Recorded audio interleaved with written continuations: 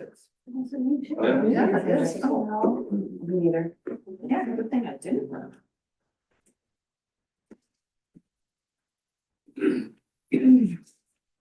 On?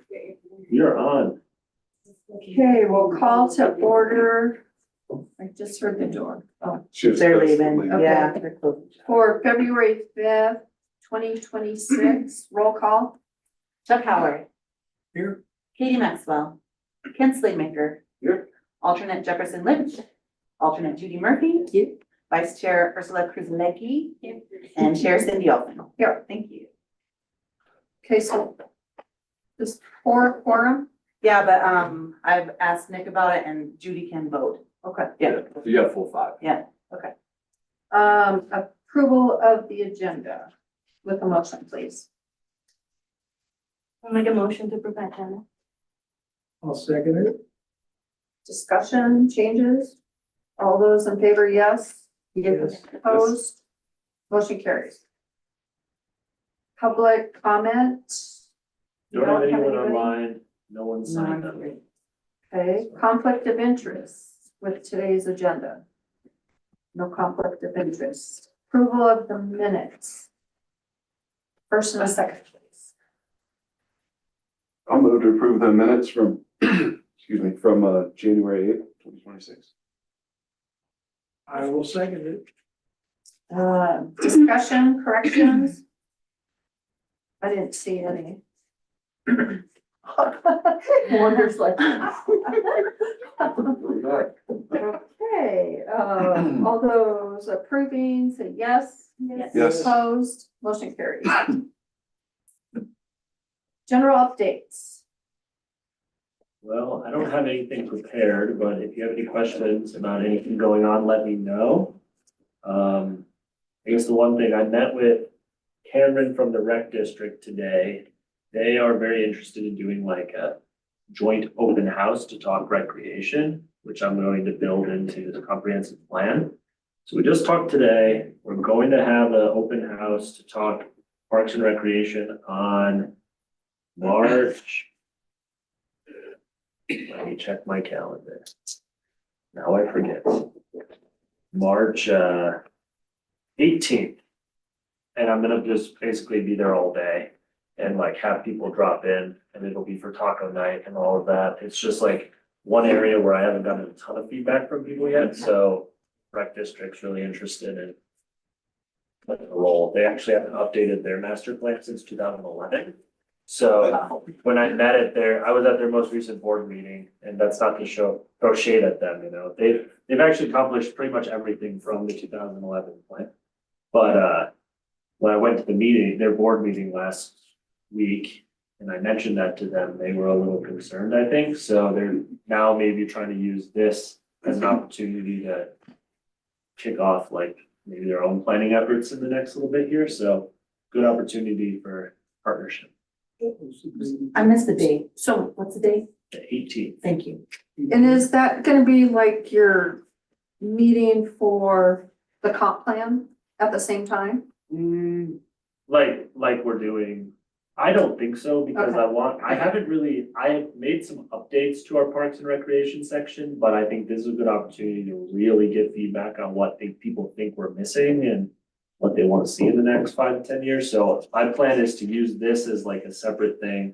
You know, maybe people come in, they put some sticky notes on a wall, we give them a protein shake or something. And then from there, be able to update the plan and take that to like the April or May meeting here. Can we bring like stress balls or those foam sticks or something? It's a good idea, you know, something to mental health in addition to physical health, that kind of stuff. Yeah, that's true. I've never thought about making like city branded stress balls. That'd be fun, a little minor or something. Just house pop out, there you go. She's right now. Head off. Okay, any questions for Dylan on anything? Okay, new business. Oh, did you have a question? Are we gonna have an open house on the field apartments? We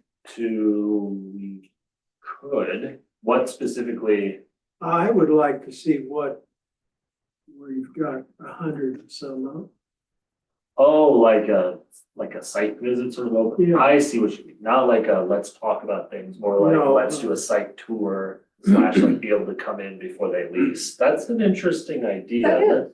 Let me make a note on that, I'll reach out.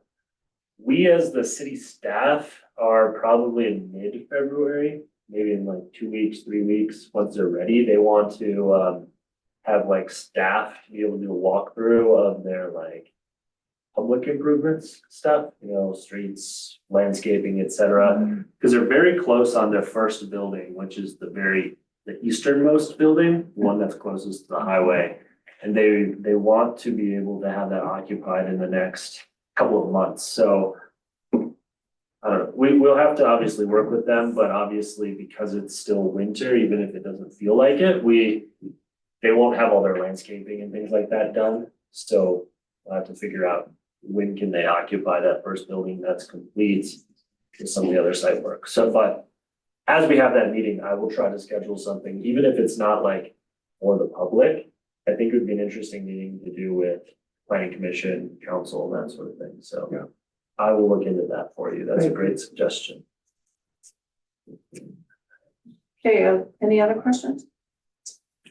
Okay, new business, an ordinance on the parking spaces that we discussed at the last meeting. Yes, And I so, think there's a copy. okay, so since last time, I took it to council, in addition to what we talked about, which was reducing the width by half a foot. They were also interested in putting together, standards for compact parking spaces, which we sort of talked about, as well as specific standards for parallel spaces and oversized spaces. Don't actually have that in the code. So just to give a sense of the change, this ordinance would reduce the width of the space by 6 inches to 8.5 feet. It would also establish a compact parking space dimension of 7.5 feet by 16 feet. And to note, that would really be for now for public lots. We talked about maybe giving an allowance for new developers to be able to develop compact spaces, but council didn't like the idea of like saying, hey, developers, just build a bunch of small spaces when we know cars are getting bigger. But the purpose of this compact space would be like, let's say there's a spot where we could fit 2 compact spaces, but we couldn't fit for 1 regular space. We get an extra parking space out of it. Some of these odd areas that aren't quite big enough for a regular space might be able to increase parking there. And then it sets the stage for maybe future compact car allowances. Will they get a variance for that? Yes, and that's kind of where we built this from, is like the Habitat. They got a variance to be allowed to do compact parking spaces. And so they kind of just had to set their own standard, I guess, for it. But by having it in the code, someone could say, hey, as part of our development, we'd like to do 5% compact spaces. And that would then allow us the ability to kind of review it case by case. And then parallel spaces, we basically just took what's already on the street, 22 feet. And then for oversized spaces, are proposing to just have it be double a single space. I have a question. If you're narrowing the regular parking spaces, do you need to have more room for people to back straight up out of that space to go? Looking at other communities, I never saw anyone who reduced or required an increase in the drive lane width, I guess. Because we require, like in the back lot here, at least 23 feet, because it's 12 feet. Well, it's 12 feet for a single lane, but if you have 2-way traffic, it's 23 feet. So that's pretty standard even in other communities that have 8.5 foot widths, but. I backed out of a narrow space just a couple days ago and I thought, oh, I can't turn to, I can't start the turn as early. Yeah, It's hard to swing when you have really narrow boxed in Right. there. Yeah, I've noticed that being. That's a good point. When there's very large vehicles. I know your vehicle's not large, but, No. That is a good point though, because it would make sense that you'd have to, because you don't have yeah, turning ability. Unless it's always with those narrower ones, was it straight in or angle? Must have It was been straight in. in. Okay, so I guess that's I don't know, something to look just- into, huh? Well, I mean, you were able to make it out. Yeah, I was. Did you hit anything? I don't think Okay, so. You don't have to while it's recording, but I mean, my point is just that like, it might be a little tighter, but it sounds like you're able to get out. And it, yeah, I was. I was at the Life Care Center in Evergreen.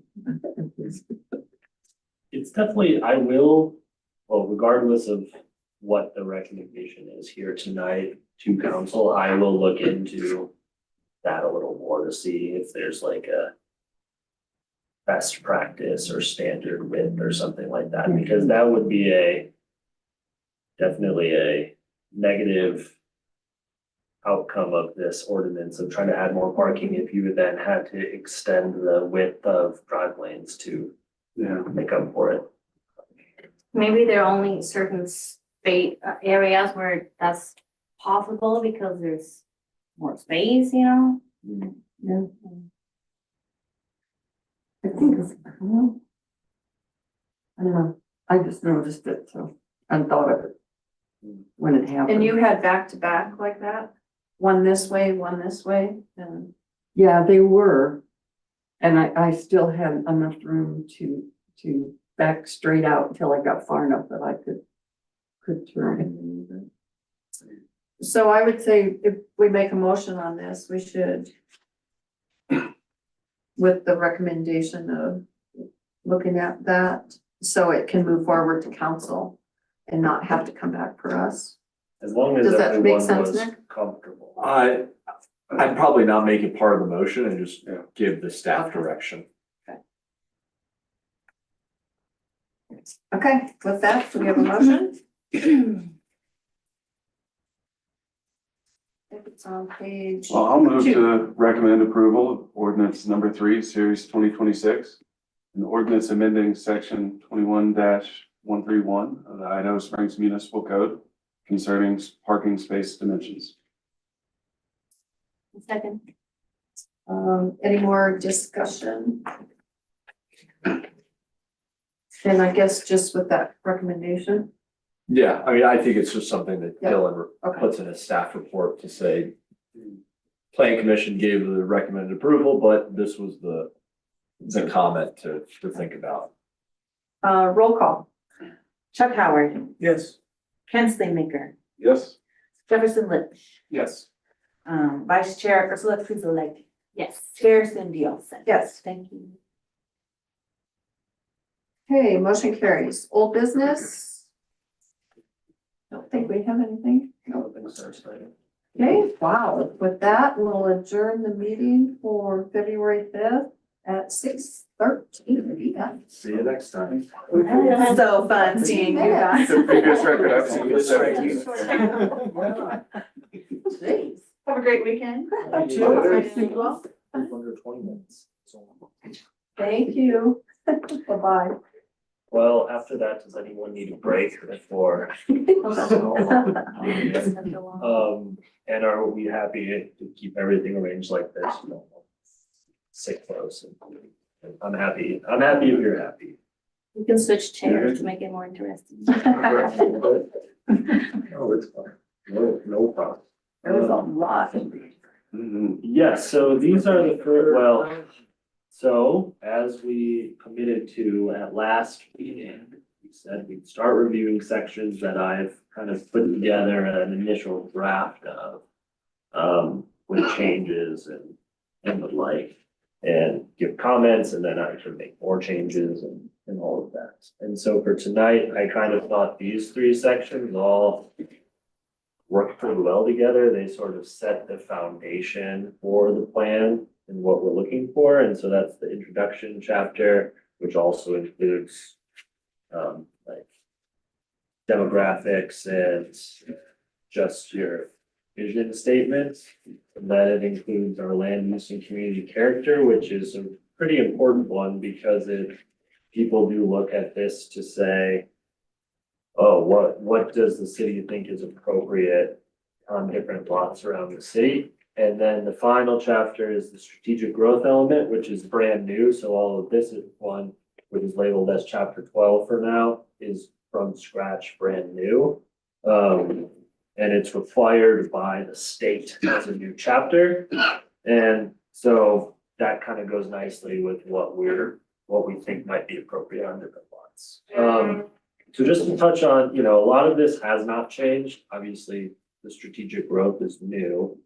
I'll just briefly touch on what I've sort of added so far so that, and then everything else hasn't really changed much. And so that allows you to comment on what has already changed and what maybe should change that hasn't. So in the introduction, like if you also took the time to read the 100 or so pages of the previous plan, which I'm sure is really exciting to do, you'll see that I cut it down quite a lot.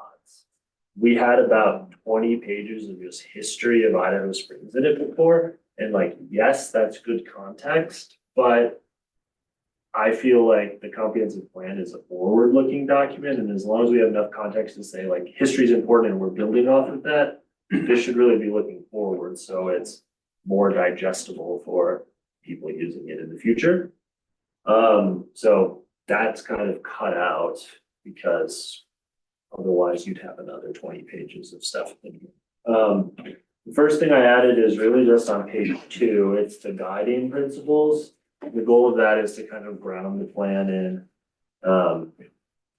what we're trying to accomplish with everything, which is establish a set of principles by which we develop. Because what I've heard this whole time is like, yeah, we know we're going to grow more. Yeah, there's a lot of opportunities for growth. Like the state's really pushing for growth in housing and opportunities.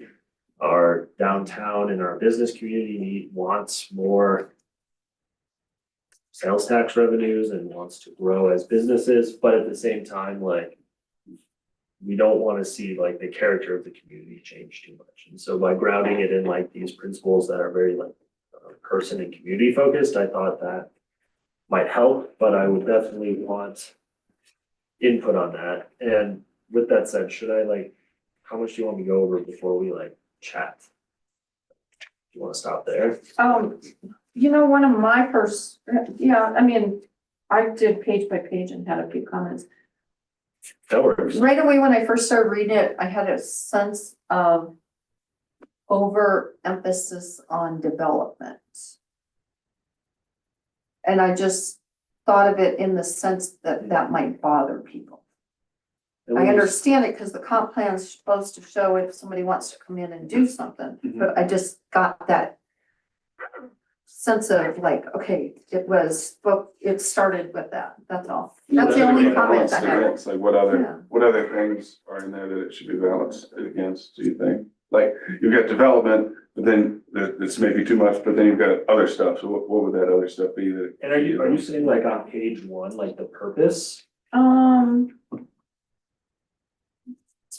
know where I meant it, to tell you the truth. It just when I started reading it, I just thought, oh gosh, I could see where people that are into the town, the history and the local, Right. it just hits you right. That's all. It was just my sense. Yeah, I definitely see how that's the case. Like my view of it is you are kind of, I don't know, that is a good balance because I feel like that is the balance. Like the people who live in the community now and the people who live here in the future against like this ever increasing demand to build and, that's sort of the priority of especially as you get into like strategic growth, the whole point of it is like the state has said, you need to analyze where you can grow more so that you don't overexpend resources where it shouldn't be, but also like you should show us where you can accommodate more growth. Like you can't just say, we don't want to grow. And so that's like. So they're pushing it. The state is pushing it, yeah, very hard. They're like talking about sustainable growth, Hmm. which is just a buzzword a lot of the time, but it's like. I sent them this whole section and then I had to make a bunch of edits because they were like, well, we want you to identify like. Your key areas where you think you could build more housing and economic developments, because that's important to the state. And so, but I do think we could probably, it's just hard, because like, one of the critiques you hear a lot is. Like, oh, you know, all of these towns are just like. Not in my backyard, NIMBY, like anti-growth things, and it's like the state is passing all these really rigorous updates because. It wants to force everyone to change, whether you want to or not, so. But your page on how little Colorado has grown compared to what it was in, what was it, 2017? That was interesting. It just hasn't, because it was like such a boom and now it's kind of stopped. We're not in that place anymore. So I could see where the state would want you to, because that's what keeps you viable, is having where people want to come live Right. here and be here. But also, I thought that's- it was interesting. but then they recognize that we don't have unlimited supply of water. And that we shouldn't grow if it doesn't make sense, but then you read the news and like, what is it, Fountain near Colorado Springs? They had 31,000, I think it was, requests for new taps in 2025, Wow. and they only have capacity for like. 1/5 of that or something, so basically they said, hey, developer, you can build these houses that we approved you to be able to build this subdivision. But you have to figure out where you can get the water rights for it, and if not, then sorry, you can't build. So like the state also doesn't want that because it looks quite bad for everyone. Hmm. So yeah, the development focus could, I agree, be a little. I don't know. And maybe it's the words, the development word, and then the word balance. Balance kind of makes people think, okay, you're trying to balance both, not just develop. I don't know. That was, like I Well, said, just and mine. it's not just housing we need either. It's Exactly. growth, it's Yes. commercial and It was even industrial and- business wise, you're thinking it because, you know, you're looking for all these spots to build. You know, some people don't want all of it built on all these spots. Well, I thought it was interesting on that point, looking at the kind of demographic data in the background later, where it's like population size towards the end of the background section. The kind of blue chart, which shows like 1980 and every 10 years till 2020 and the population. I thought it was I was kind of surprised how much lower the population is than in 1980. And then also with that average household size hasn't gone down that much. And so I thought it was interesting because if you multiply those numbers out, it implies that there were in 1980, 830 housing units here in town. And that in 2020, there were 760. Yeah, And so that's pretty wild Yeah. to me. well, and like that is just census data, Yeah. and so. Oh, That okay. actually doesn't really make a lot of sense. Yeah. When you think about it, but like the census, if people didn't report on Yeah. that day, you know, like, or whatever that year, they just Okay. didn't report themselves. Then it does sort of underrepresent those numbers, because yeah, I You mean, haven't torn down 100 houses and you haven't. Yeah, I mean, that's what it kind of implies. So anyway, well, cool, then it does go back to your point, because I was curious if yeah. we really had somehow lost that much, then it would change Cindy's point. Yeah, that's interesting, or was it like seasonal workers were like overcounted in the 80s, you know? Who knows? Interesting. Or census tract difference, I don't know. I would bet housing size is underreported, or a number of people in a unit was underreported would be my bet. Because if it's from census data, that makes sense. Right, but then like 2010, you know, it says 2.18 per house, like, I don't know, I guess yeah. 1980 is sort of the outlier there, I think.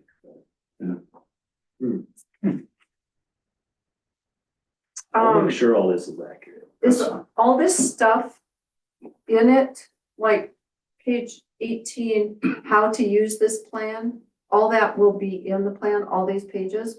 Yeah. And maybe that's where I'm getting at is how to use this plan.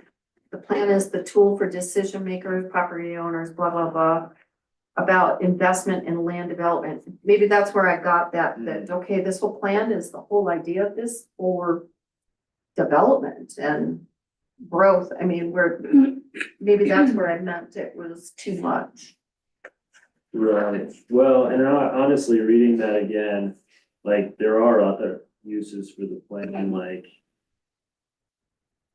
where do we wanna build more parks? Or a family that might want to move here and look at the schools. It's not just about, I'm gonna move here because this town is gonna keep developing and building and make Yeah, homes and, yeah. well, and this section is in a lot of different plans around the state, but we didn't have it, so I had added this, so this is new. And so I also have not looked at it in a while, so I could, so I guess my question for this would be is, does this have value if we update it to be, like, to also include using it just for the like very community focused goals, like a city saying like, for example, in the last plan, we need a new skate park, and then took, you know, a number of years, but now we have this very community centric skate park, which is really cool. And like, that is a use of the plan, is to point to where our city resources should go for city responsibilities, so. I thought it was great that that was added to it. And maybe we can just expand on the description or the. Right, Saying that how to use kind of seems very useful to me as a section.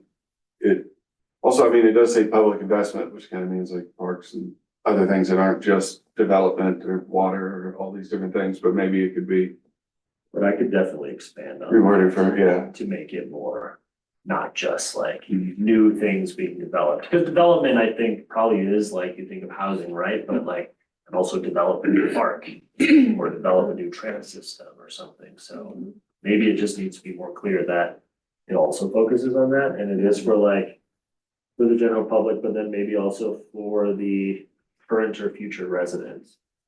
And have like a resident section. Yeah, that sounds good.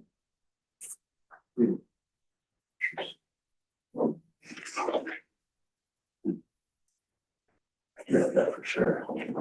That's, I don't know, and it might seem pedantic, but to Cindy's point, and for anyone who might worry that focus too much on development, something as simple as just putting for the general public or for residents section at the top of the for whoever, the list of for different people. yeah, I'm happy to do that. That's the easiest thing, change I make all day. Sweet. There you go. And mention how you have, you know, requested feedback from the community. We used it. Right. And then, Put you at the top of the list. yes. All right, well, that's great. Yeah, reading that again, I can totally see where you're coming from on that, and it could be tweaked without deleting it fully to also have it be. Yeah, I think it's that page 18 is what I'm looking at. That just kind Sure. of, did you want, like, to go by section or? I mean, however folks want to do it, you know, if like no one has comments on. I saw on page 21, the need for the update right at the bottom. It says this plan. And then stops. These are like little typo stuff or something that you have. My pages are different than yours. What's the name of that section? Oh, just need in the plan. For the update. It's page 21 of 64. Yeah, I probably was still typing something, but there's no way I will remember what I was trying to say there. And then I went to page 24 and it starts with the transportation. We, unless I missed it, no mention of Mustang or Pegasus Yeah, of the, I mean, because ever since we've done the last plan, we've got all these things now, and you yeah, can go from Denver all the way to what? Glenwood with Bustang, all the way to Grand Steamboat, you Junction. can go everywhere. You Grand can go Junction, Grand Junction and then take the outrider to Durango. Yep. It'd be a long day, but you could do it. Yeah, because I do have that in the transportation specific section, but that Okay. is an accomplishment here Yep, that I okay. don't have, so. Yeah, I do need to add that. That's easy. Also the roundabout, because the roundabout Yes. only happened in, I think it's 2021. Yeah. It was like a post-COVID, which I was surprised that we didn't have anything. But yeah, it is totally true. We had basically no public transit coming through Idaho Springs 10 years ago.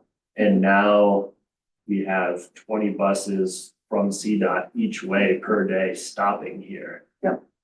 Um, It's amazing you can get now from DIA to Idaho Springs right. on Bustang if you needed to. On my way over here tonight, there were tourists hopping off of the bus to walk to the hotel. Like, on my way over here from the rec center tonight.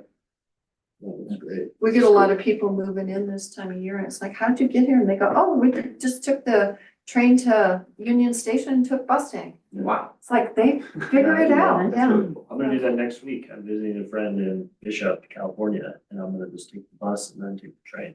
Yeah. Yeah.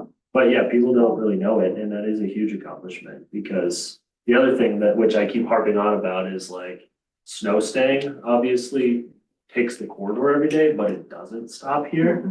And like, why not?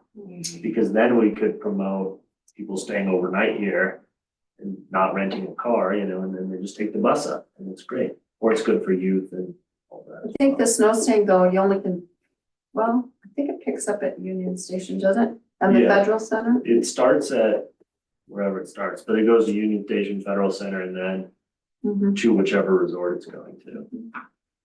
But that's a good economic development, tourism sort of potential thing as well. But yeah, I can't believe I missed that. Okay, and then on 29, it was just the wording, which you might get a hold of them for clarification on it. Argo Gold Mine and Mill, I don't think they use Is that from gold mine. chapter 2 background? Key assets in Idaho Springs, Ah, yeah. Yes, I don't That- think that's what they call themselves. that I didn't change at all, so, well, I changed it to Blue Sky Scenic Byway, but not. Yeah, you might check with, Update. I just know it's not referred to as a mine. True. I'll update that. Gosh, I'm the little, then page 30, I read this. I did too. I know Judy did too, she sent me about 15 bullet points the other day. Did you? That's what I should have done, actually. On We could the be done key with it. assets, where are the 4 I-70 exchanges? So it's Where's the exit, 4th one? well, the Central City Parkway Hidden Valley exit is in city limits. Oh, okay, And then it's a 3 here in town. okay. It's kind of a I secret. got 4, I only know 3. It's hidden. Yes, it Mhm. yes, it is. Let's see, page 30, this was just a typo one. In Denver and Colorado Grove, given that the city of Idaho Springs, the cap on the city.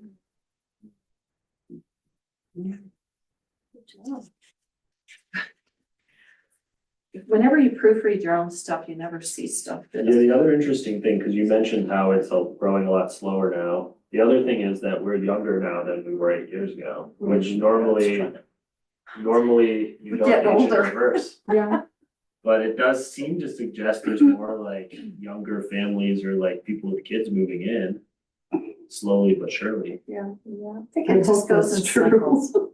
You know? But I mean, you see like Clear Creek County's median age is 49.2, so like the cities is a full 10 years younger than the county as a whole. That Which tracks. probably does, Or the it fun seems town. like maybe accurate, but Exactly, maybe fun does ones. track. Okay, so page 36, under land use principles. The fourth, This one I need to build out more, so I was looking for suggestions on this for sure. Okay, what I was, your fourth bullet point is a different font. Is that, are we on to the land Cookie use? cutter. Yeah. Community character? Yep. So you were hoping to enhance this? Well, yeah, so this section is kind of new. I was building off of the like guiding principles. You know, we had that conversation at the last meeting about how, like, yes, someone might be able to like build and meet all the code requirements and all of that. And if you check all those boxes, great. But we do have also, even if it is a very technical review, like, does it meet setbacks? Does it meet zoning? Does it meet height? Like, we still want to have that opportunity to guide how a building looks and feels and fits in with this back, you know, with the rest of the community in that area. And so I put this together pretty quickly, you know, this like page, I guess I call it. And so I feel like there's probably some more design features and things that we want to add, but I just couldn't really think of any more. And so maybe that would be an opportunity to think a little more on that and see if you have any suggestions next 4 months or whatever. Well, that's kind of what we talked about at the last meeting. Mhm. Yeah. Yeah. And that's kind of enumerated at the top of the background section, and I like the work you did on that. And your 4 points on the guiding principles. And on to, yeah, you added a lot actually with the.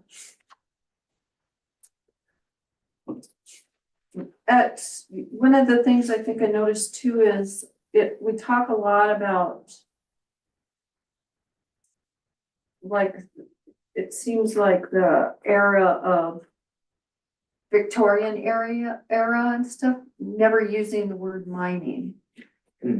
Which I think the theme, a lot of it is mining too. And we're not really using that very much in. Yeah, that's something I should also probably bring up with our like, the Historical Society and like Historic Preservation Commission, because we do have a lot of mining remnants, of course, but what I don't know, this is the question is like, is the architecture we see with the like shotgun houses, the houses we have that are over 100 years old, is that indicative of like mining that happened here? Or even if there wasn't mining here, would the buildings look like that because of the era? I think it's a combination of both. I think they got built because of the mining and that was the era at the time. But I think mining has a big key to it. And when you think of development, and I guess you think of kind of like the Argo right now, a lot of, I think their architecture and stuff for the buildings is gonna be mining, not labeling it Victorian. I don't know, I think it depends on where you're at in Yeah. town too, because, Some look The very, East very End. Victorian, yeah. yeah, and the East End is more, you know, Yeah. 1950s. Yeah. Which is its own thing for sure, and starting to be pretty historical itself. Yeah. Yeah, that's a good question then, I guess, like in that area of town. Like I would say everything west of, let's say, the visitor center maybe kind of fits in this mining era, Victorian, Edwardian, like late 1800s, early 1900s. Yeah. But once you go east of that, you still get that a little bit on Minor Street, kind of east of Safeway, but like that whole Colorado Boulevard corridor is like 1940s, 1950s, 1960s developments. And so like, if we see more people coming in and trying to build new hotels or restaurants, what would you want to see down there? I Like, wanna would you see want it to that. match It's the cool. west or match the east? That's Route easy. 66. Yeah. It looks cool, as long as it's not just like an excuse to be all car centric and stuff, but well, the neon, the fun trapezoid signs, that look is pretty cool, and it is historic and it, you know, over there. Right, so I can add like an East End architectural design discussion and also more about like how mining shaped what we see built today. Because the mining heritage probably also shapes the form of the city because it's all these old mining claims that are really close together, and so you kind of are stacked on top of each other. Well, and right behind you, you look at these old pictures, that's definitely all mining days. Right. It So- is what brought everyone here. And if we didn't have mining, maybe the massing and the bulk and the scope of neighborhoods would look very different. So, yeah, I think even if the Victorian architecture and embellishments might be the same, it would still look different if we were in Iowa or something from the same era. Or even just going to the same, era neighborhoods in Denver, you True. know? Some of the architectural features are the same, but the feel is certainly a little different. True. So is that stuff for the land use principles is what you're? I think so, because that does kind of shape in the future, if someone did come in and wanna knock down their house and build a new one, we probably wanna be able, or build a apartment complex or a mixed use thing, like, we wanna be able to point to that and say, well, this is what we care about architecturally. There is the one spot where you list a lot of them. One of them was something square, Oh, yeah, Foursquare? yeah. Where was that? That's where I started thinking the mining. Yeah. Page 37. That's where I've been What is making notes on that 37. as well. I think that's the perfect Second place to paragraph, add fourth it. screen. Okay, maybe that's where I, Oh,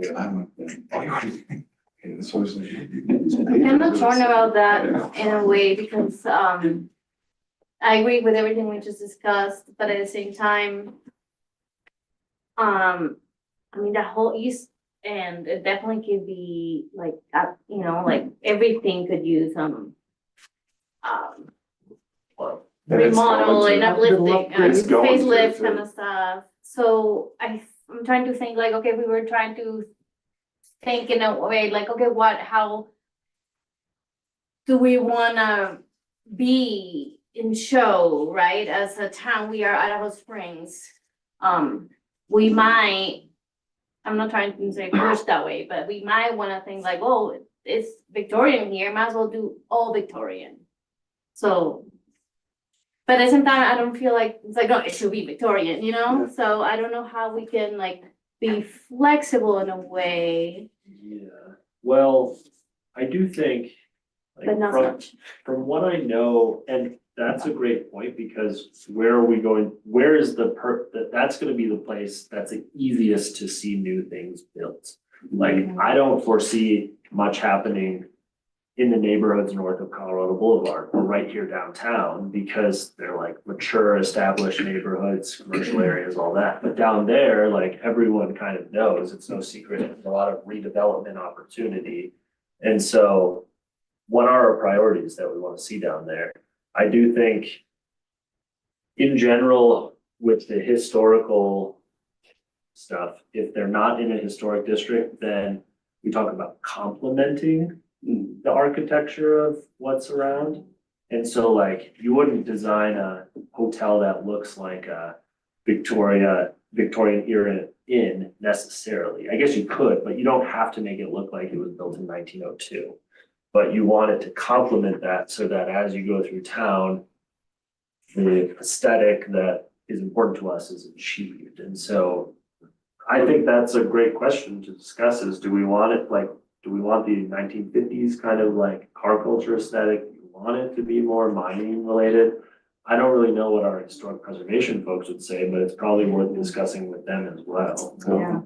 I'd say as long as if you want to focus on historical, which don't have to, you know, but if that's something we want to do, then focus on the history of that neighborhood or area. And putting in a Victorian anything over there would stick out right now, because that's not what's over there, that's not what's been there historically.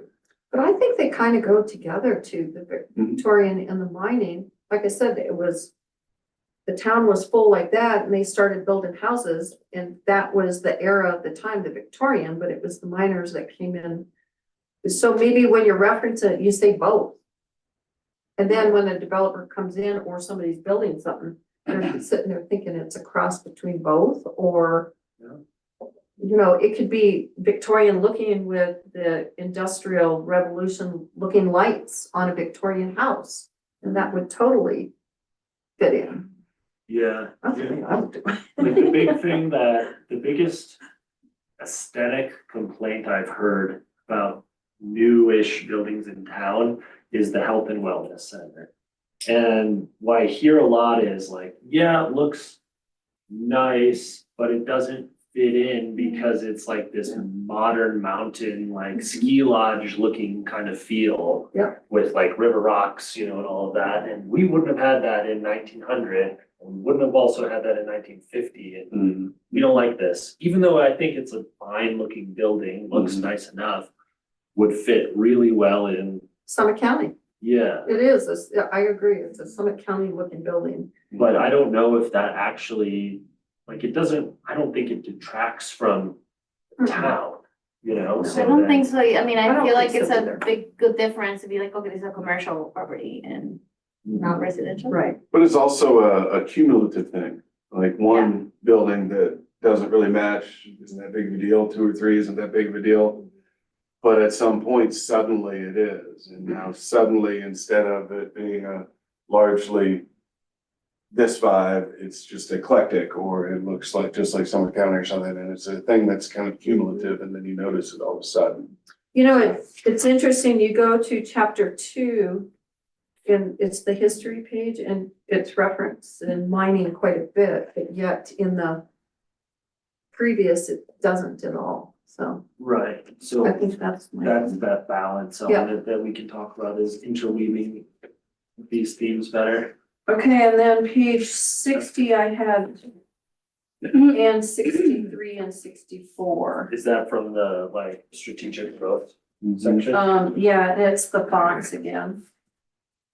The- I don't know if you, your thing, I'll figure that out later, but The font, the Yeah. font. yeah. Oh, font, But you said five. well, I will have to go through and like, I haven't really done much formatting. So like something like where it says like this plan and then nothing else, I will probably miss that if you don't point that out, but like the fonts and like how things are But organized. you can do. I don't have a lot of pictures in here yet and I wanna make it a lot more. I don't know, more of eye candy, I guess, for the reader, but I just haven't gotten to that yet, so. I noticed that and I started going through and trying to update things and I'm like, this formatting is just gonna get all screwed up again, so I'm not gonna bother. But yeah, like I see it where it says like areas to avoid, areas outside city limits, it's like totally different. It does not look great, but I had a couple more questions that I actually didn't send to you. for sure. Does Idaho Springs have a stormwater runoff system? Or does it just go down in the regular sewer? So stormwater runoff system, Separate from wastewater? sewers? yes. Like it doesn't go directly into the sewers, it, like you can see some places where it says like drains to creek. Okay. So like there is runoff that, like we're on Colorado Boulevard and actually I saw one today on Chicago or Soda Creek Road. There's one that's just like goes directly into the system and then into the creek. Um, In general, for cities, it's incredibly uncommon for stormwater to drain into sewer. well, where I came from, they had to separate them. Oh, man, wow, that could be a nasty job. Yeah, a major problem. Well, because they were treating stormwater runoff, Yeah, and you don't need to treat the stormwater runoff. Right. I don't have like a map of all the stormwater sewers, whatever you wanna call them, the drains. I actually wish I did. I'm gonna ask Ed about that. If he has a map. Now, one of the things I noticed when can't tell you what page, because I've gone past it already. There was some sections on lighting, on streetlights. I think we have to be really careful. I know we've got downlight ordinances, they can't be shining up. We don't have them yet, I don't think. Yeah, we don't even have that Haven't yet, here, actually. But if you're gonna build, kind of going up the side of the mountain, you're gonna be shining down on current homes. So it just needs to be. Years ago, we Yeah. worked on that dark sky thing. I don't ever think we ever finished anything on it. No, It was worked on years ago and never, Just like reducing light pollution in the city? yeah, dark sky where, like Judy's talking about, when you built something, you had to meet certain requirements and not be able to do exactly what she's saying. That'd be a great thing to revisit. I think there's two places to put this in the plan. One would be like in this land use section to say like new developments, if they come on, or redevelopments need to focus on lighting that doesn't have impacts. Well, I might, Something, I'll workshop that. yeah, or you reference whatever we're gonna have in place for dark sky, which, like you said, maybe it's something to start working on again. Yeah, but I'll also put it in our environment section, which is a specific section, because that's a huge impact on the environment for wildlife and for people, ambient light, dark sky. I've always noticed like, the like backlit signs, like the McDonald's sign, pole sign, or like the Columbine Inn is a good example of like a very bright sign. And I feel like if we do dark sky lighting, we have to talk about commercial lighting and residential lighting, because the needs are very different, but also I think even if every single house had like a floodlight on their front door, it would be less of an impact than like the Safeway on a random evening. So, Yeah, it's really bad in the East End, like I can stand on Riverside Drive and look on my door and you can just see all light pollution reflecting off the canyon wall. Because the gas station there it's awful, it just really ruins the aesthetic. And people Yeah. are driving the town. so like a lot of people I have don't know if we done, can change that. or a lot of communities, they'll do like, hey, we're instituting lighting regulations, and they come into effect in 5 years or 10 years for existing developments. So Right, for new any is, new home, new development, or like significant increase upgrades, you have to change it. But otherwise, there's like a sunset date. And I do think that's something we could work on like very soon, that'd be wonderful. because that is a big impact. I should look through my stuff, because I think part of it was, Yeah. we talked about, gosh, weren't you here then? Because when they were talking about all the estate homes on this side, like going towards Central City, and ridgeline homes that could potentially be built, and a lot of the lighting was talked Right. about on that, because way up coming down. Well, I'm positive I have things back in our files. I'll pull those and see what we've done. Would you like me to just maybe schedule a work session like next month or this spring to start talking about it separately from the plan? Sure. Sure, I think it's something Pretty to sure get we done. got very, very close to being happy with it, and I think we Sure. just needed to check with something, but Interesting. they were really close. Cause even the Argo top, when they get that done, I would imagine that's gonna be really lit up Oh, yeah. at times. Yeah. Cause I it'll think be they're big. using a lot of that And stuff I already, the am- dark sky stuff. What I hate about lighting regulations that I've dealt with in the past is that it gives someone's neighbor the opportunity to just complain about their neighbor and be like, that neighbor installed a bulb that's too bright. Yeah. And like, then I'd have to go back and forth for months, and someone would have to buy a new fixture, and then the fixture was right, but they put the brightest bulb known to man in it, and so it was the same outcome. And so enforcement on that was very difficult, but I feel like there's Balance. definitely improvements we can make, especially for the commercial side. One, I think like the city lights too, so I'm not sure if anyone has seen Yeah. like when they transition the sodium vapor bulbs, which are the yellow ones we're all used to LED. And suddenly you get this cool white, and it's a completely different look for your city. And of course, you can get LED bulbs as we start transitioning more energy efficient technologies that have the soft white look. So is that something that we thought about too for our future, is how do you maintain that aesthetic with the color? And not like turn into just this The white It's one. daylight everywhere at night, right, which also just ruins the aesthetic too, right, so is that something we want to address in our plan? Yeah, like the hue and the softness and the light. Well, it's interesting because this is an aside, but we've been doing this wayfinding study and it's very close to being done. I think at the next Business Community Promotions Board meeting, they'll present it. Or so. The Lighting third- might be something that the goes. third with it. Monday, at 2 p.m. Like they have some, I saw the like. I don't know, they want new like streetlights that match this like aesthetic. And they are very much in the mold of like what the gaslight kind of vibe, where it has to be the like very yellow light to make it look right. But then if we installed like a super bright white, it would just look, it would defeat the whole It's not purpose. historical. Yeah. Yeah, So also if in general you lower the level of lighting across the whole city, the volume, so the brightness, if you lower the brightness across the whole city, it can actually see surprisingly well. It's often the very bright individual lights like Safeway or something that just kills your night vision.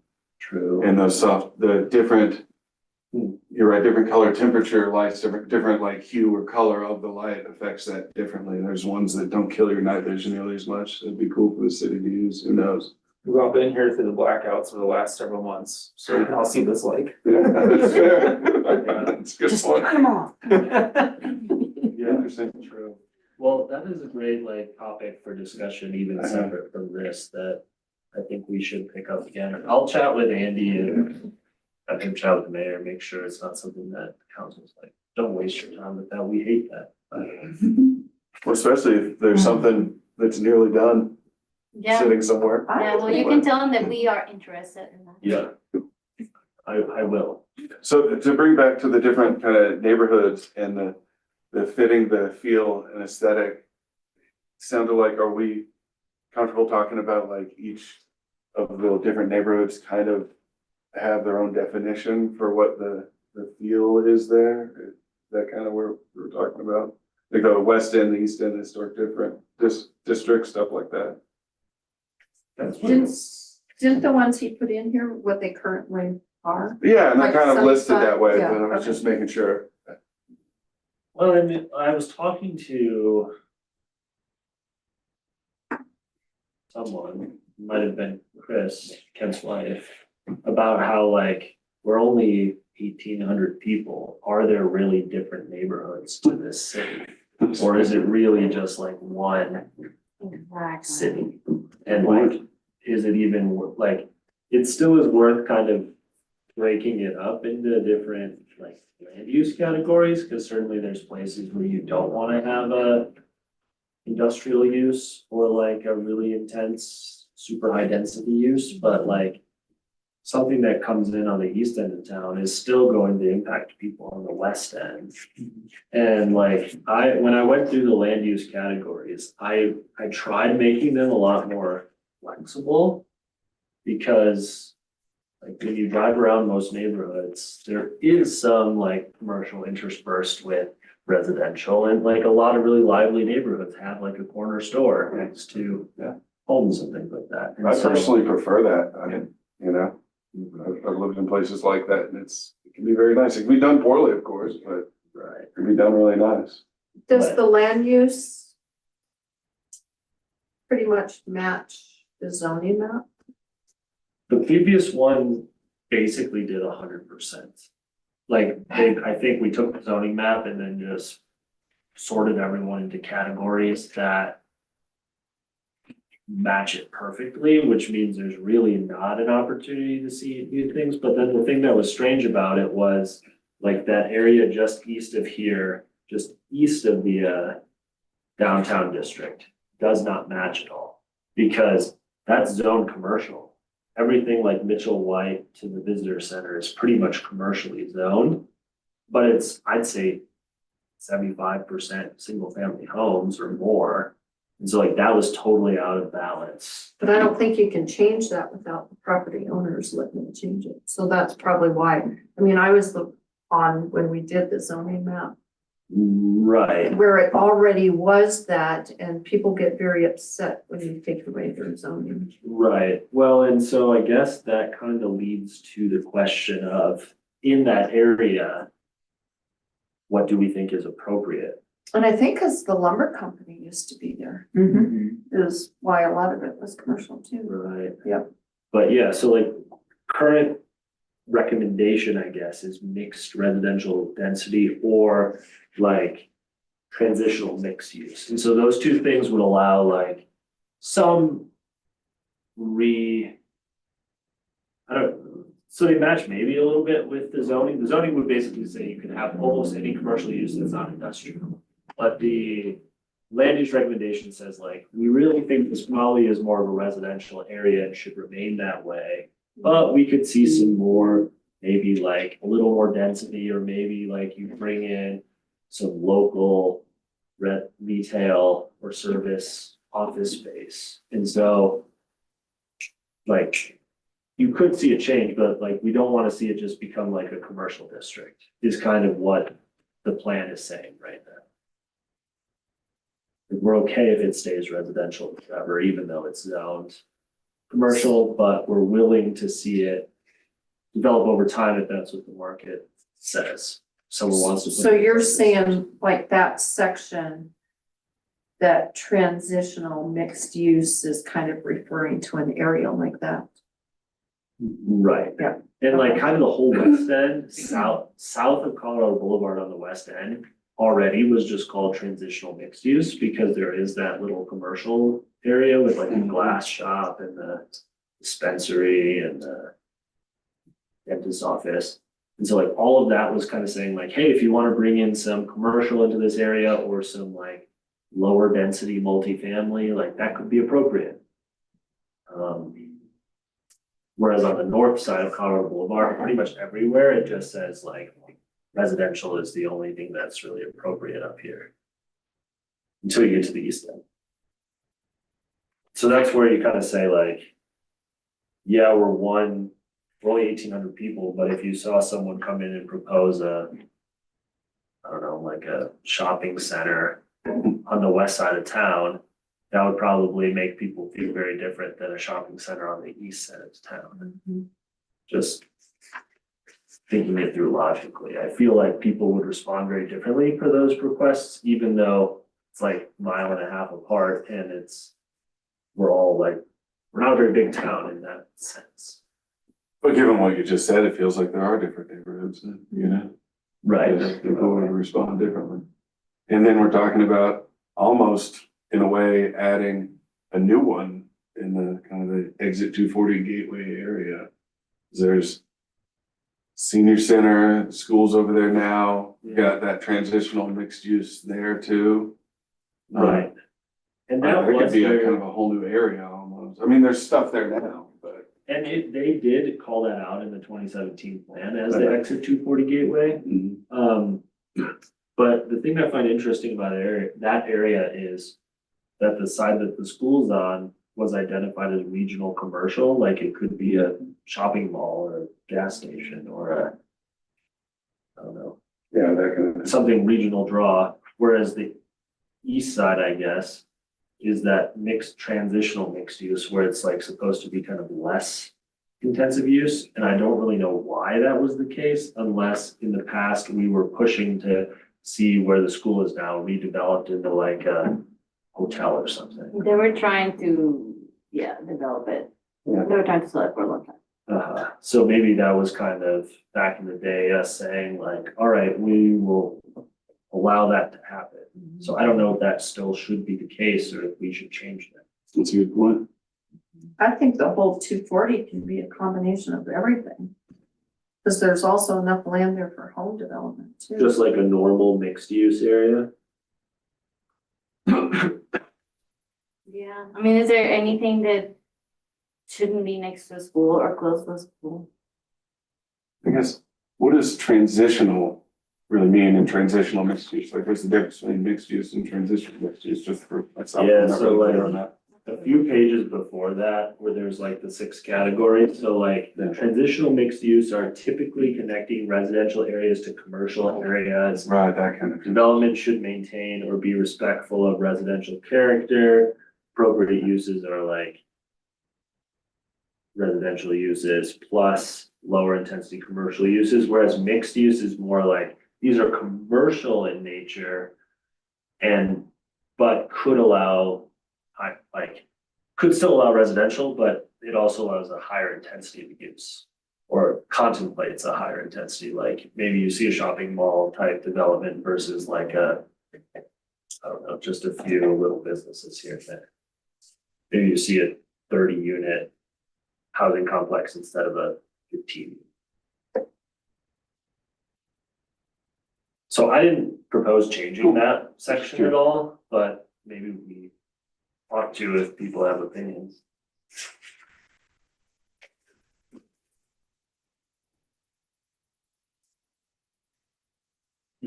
So you're thinking instead of really identifying this page 7 neighborhoods,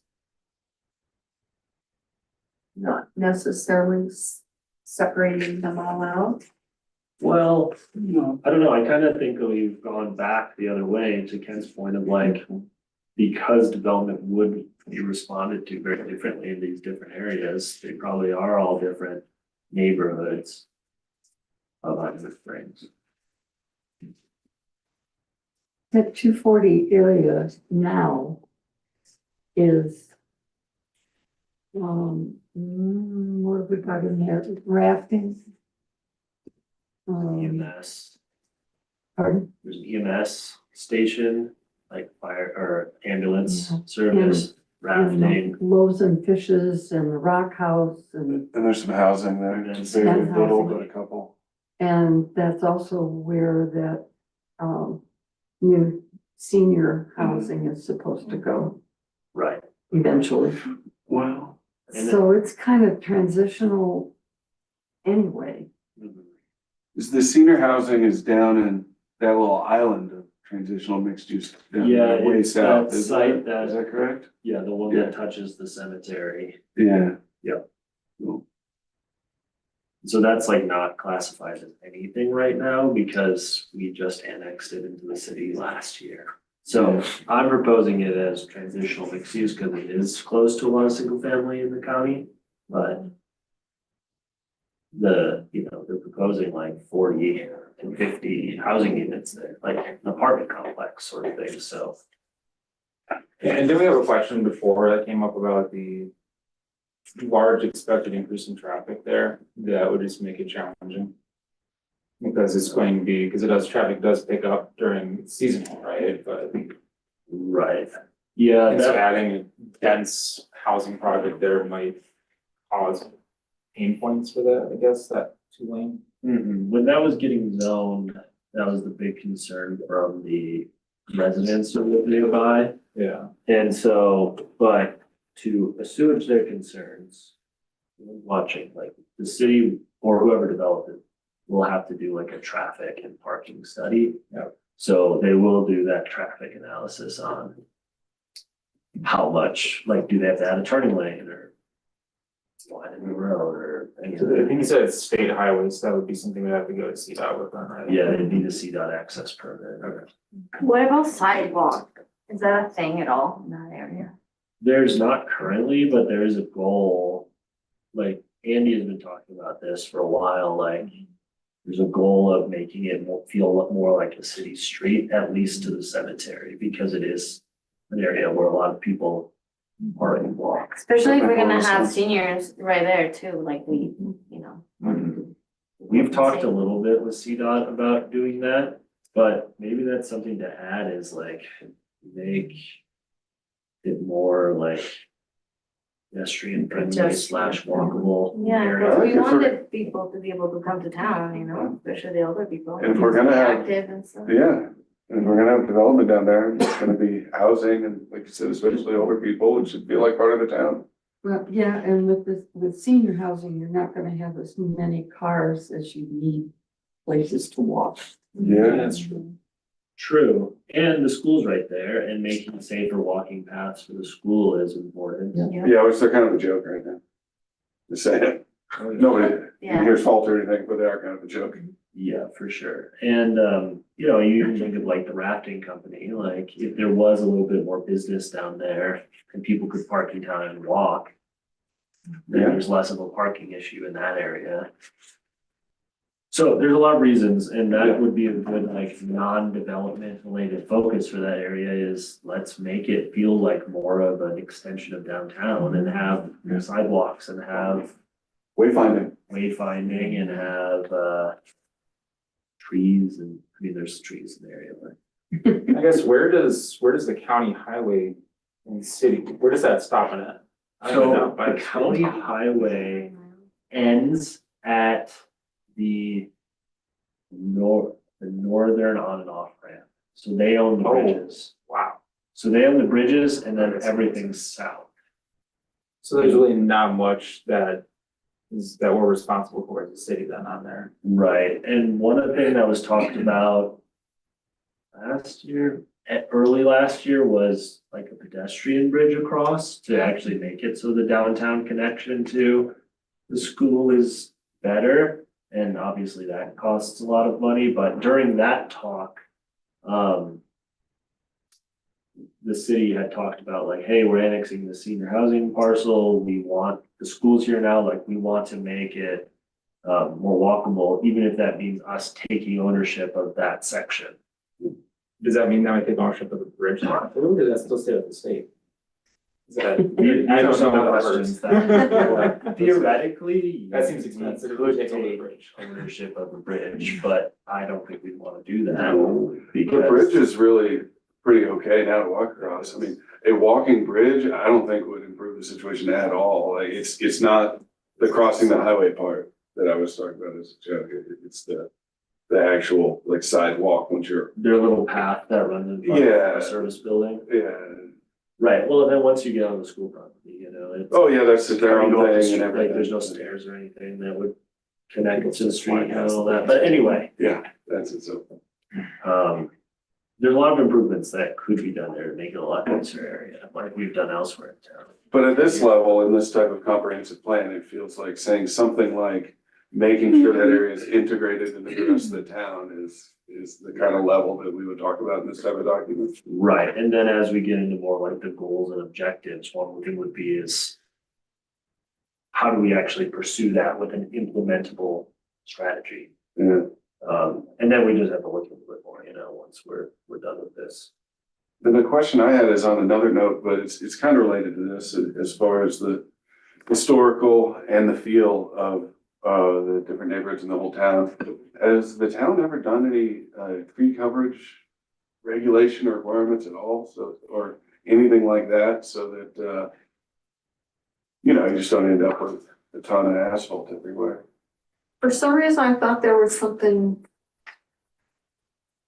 If you took a tree down, you had to do a tree. I don't, maybe it was when we redid the park over here or Citizen or Riley Cooper Park. For some reason, I remember there was something, and maybe it's just the way they did it. as a- Yeah, maybe just that one development. Yeah. I think could that have might been. I have been part of the Colorado Boulevard reconstruction, Oh, yeah, that makes sense. because the park got totally. Yeah, We so got it was what? if you took one out, you had to replace one. There's a lot of really old trees around. Pretty much all we do now is say that you have to maintain a certain amount of open space on your lot, but it doesn't specify what that open space looks like. I was just curious. Yeah, We doesn't even could- say green space, right? But it just is open space, so but it has to be, when you say open space, it would be like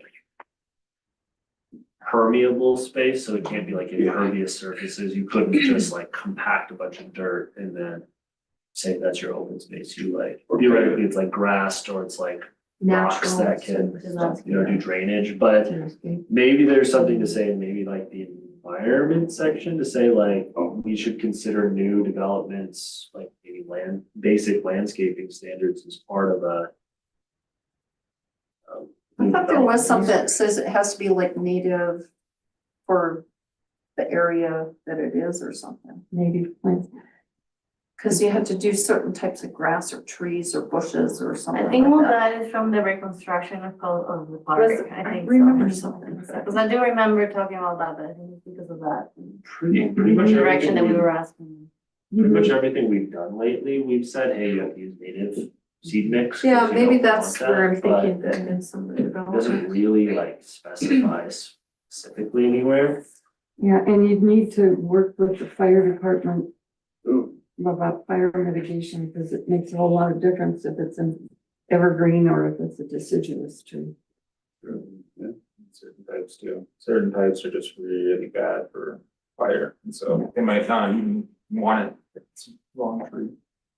But yeah, maybe, I mean, that's a good angle though, to say like, we want to institute landscaping requirements in part because we want to make sure that when you're planting things, they are like fire tolerant, drought tolerant, those sorts of things, so we don't exacerbate the fire risk. That's a good goal, and I'll put that in there somewhere. Totally. I guess maybe the environment section, Yeah. but I'll reference it in some of this background as well. It's awesome. It's a great suggestion. Do we want to talk about metropolitan districts, or do we want to hold that for some later time? Well, Judy and I have talked quite a lot about metropolitan service districts recently, and we're doing some research legally on what can or can't be done at the city level. But for now, I am planning on at least adding a section to our public facilities and services section that speaks to like special districts in general and kind of says like, here's the special districts we have now, here's what they do, here's how it functions. And then from there, I might, depending on what comes from our legal research, we can put goals in place to manage it. But so anyway, if you want to talk about it more tonight, we certainly can, but otherwise I'll plan to talk about it more. Something's bugging her. Let's wait until we get the legal. Yeah, legalese. we're not ready for an answer on that. I'll certainly second you in general, that just bringing more light to special districts, what they are, how many there are, and how they work is really good. That's maybe one of the biggest things people ask me about, as a planning commissioner. Even though they don't know, that's not how they phrase it, that's not what they know that they're asking, but they ask about something, I'll be like, oh, that's a special district, so.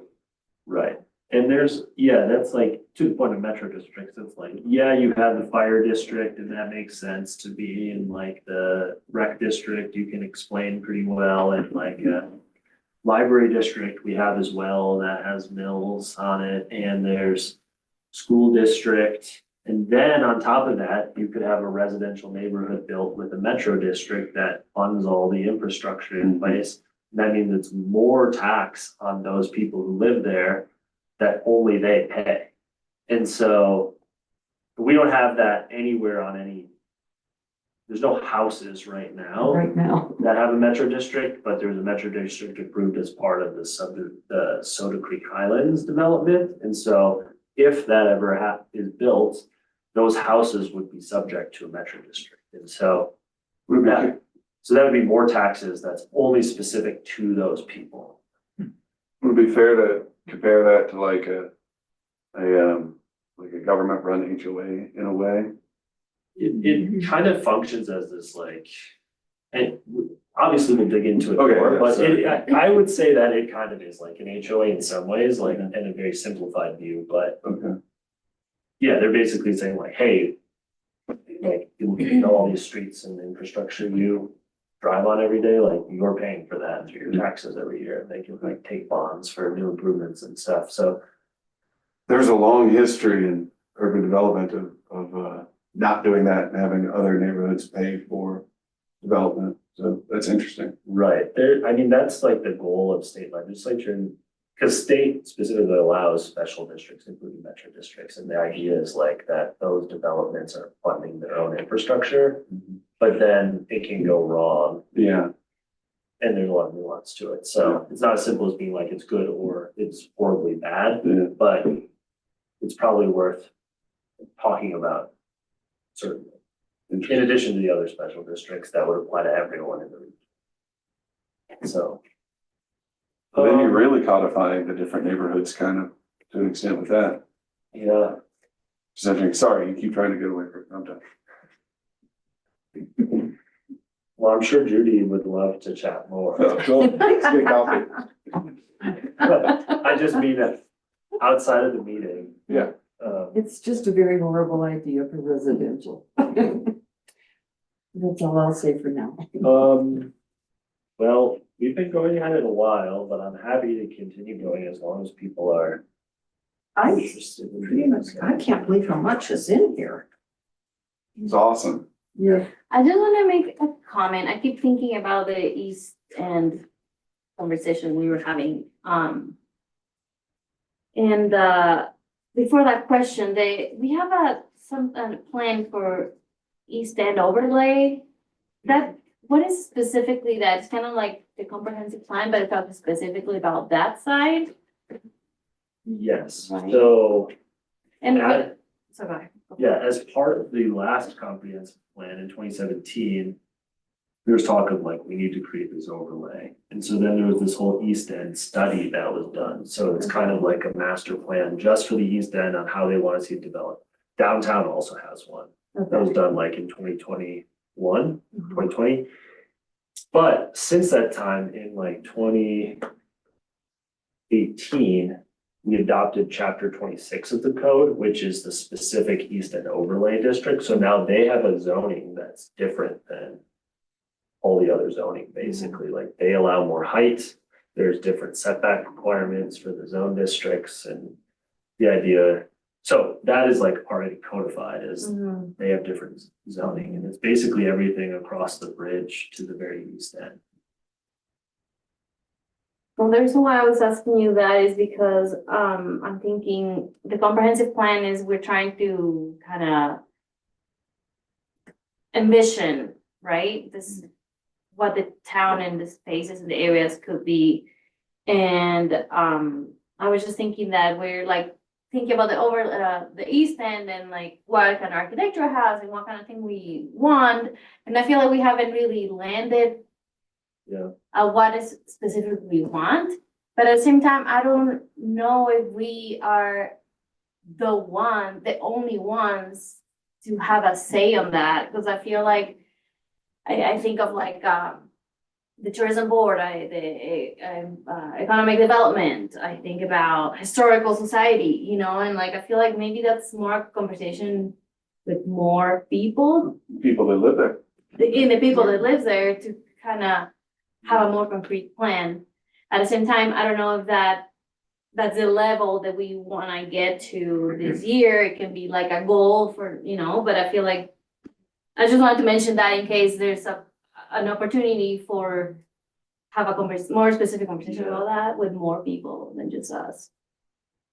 but another thing too about that East End, you're not gonna change McDonald's or Starbucks or the gas stations. I mean, that you're not gonna change that architecture. So maybe having that area on Minor Street from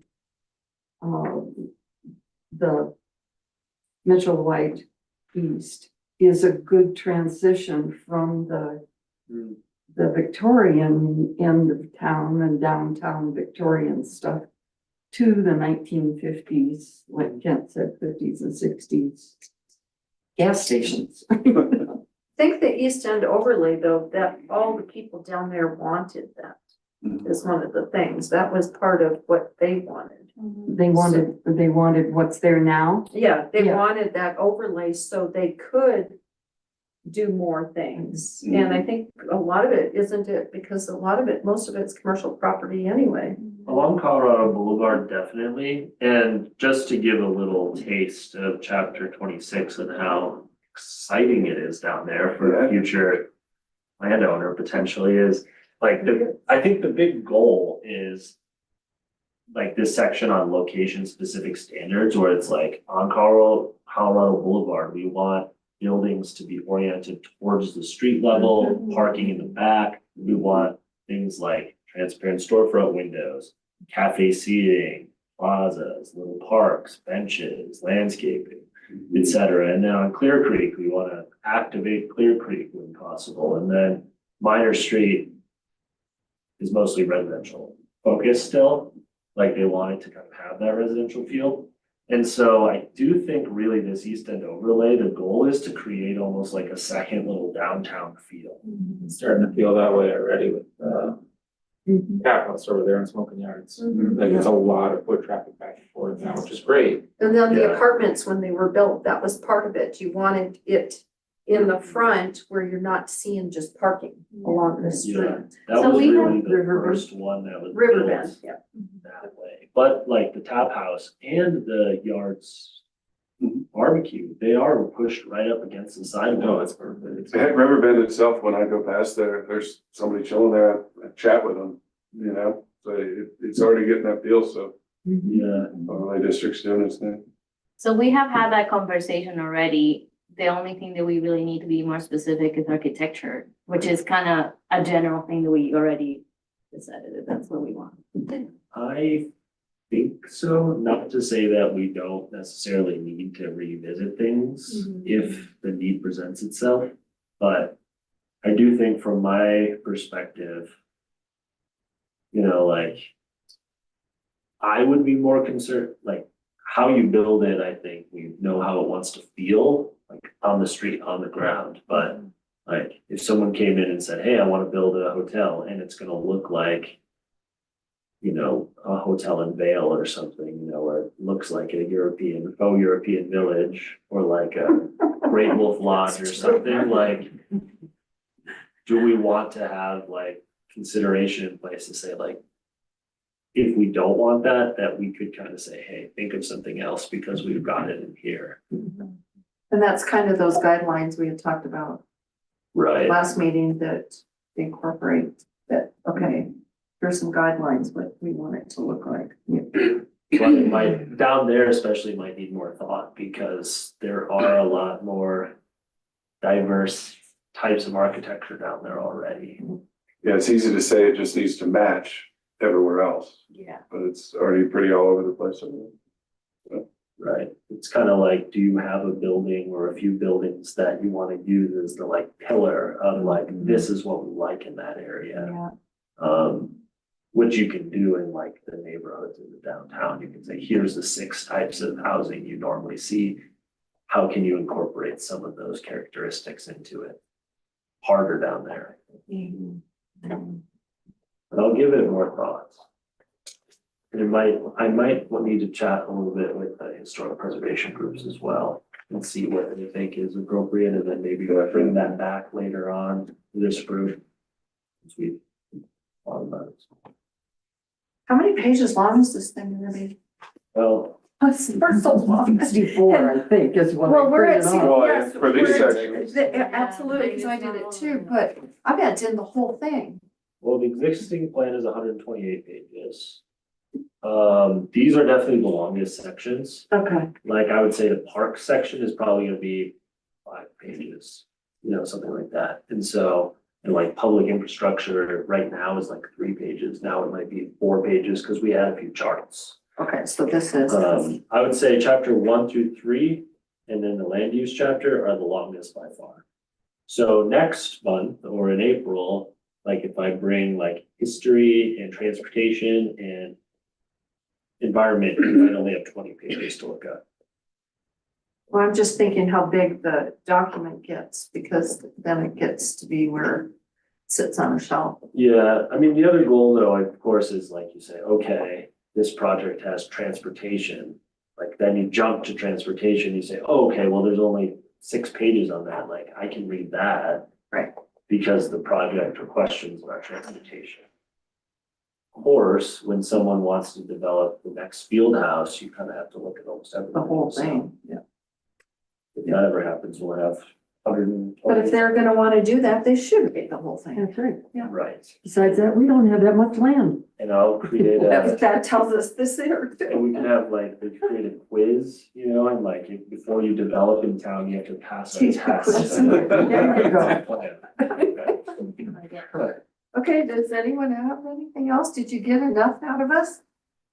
Certainly, I mean, I'm happy to, just keep plowing ahead without any, as needed, but,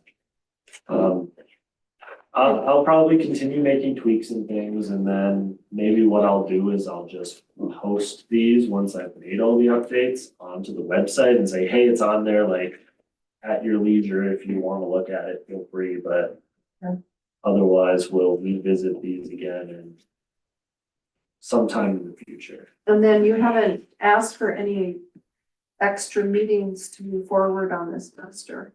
Are we still trying to hit July?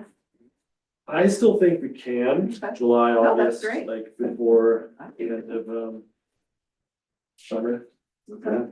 Then we just jump right into implementation. And so, yeah, next month, we'll have tentatively planned for, I have a conference the first week of March. It's like a free Rocky Land Use Institute conference. So the first Wednesday, Thursday, Friday of the month, I'm out. I could zoom in, happy to. Actually, I might be back. I'll let you know, because the conference probably ends at like 5, so I could probably be back in time for a meeting. But it will tentatively be planned for March 5th, but if we did have to change the date, are people around the following week? Yep, March 12th would be the Thursday after. Ken, you had said you maybe have stuff the second Thursday of the month? Yes, usually. Right, so. All right, if it doesn't work for just March 5th, which would be our regularly scheduled meeting, I'll let you know. And we can either just wait till April or pick a different date. What days are your conference? The 3rd, 4th, 5th? 4th, 5th, 6th. Unless you wanted to go to the Tuesday, the 3rd. I could definitely do Tuesday the 3rd. But I think we could just plan to keep it as is regularly advertised, but if I'm like, oh, I'm not going to make it, I'll know in advance and I'll let you know. I mean, it sounds like we're all open to whatever he comes up with, right? Yeah, in It general. does. I mean, it does. And yeah, next ones are shorter, so won't be as long. Okay, What can you come up with? nothing. I mean, as far as me. Nothing? Nothing yet. Okay. It would be the, Get a motion to adjourn?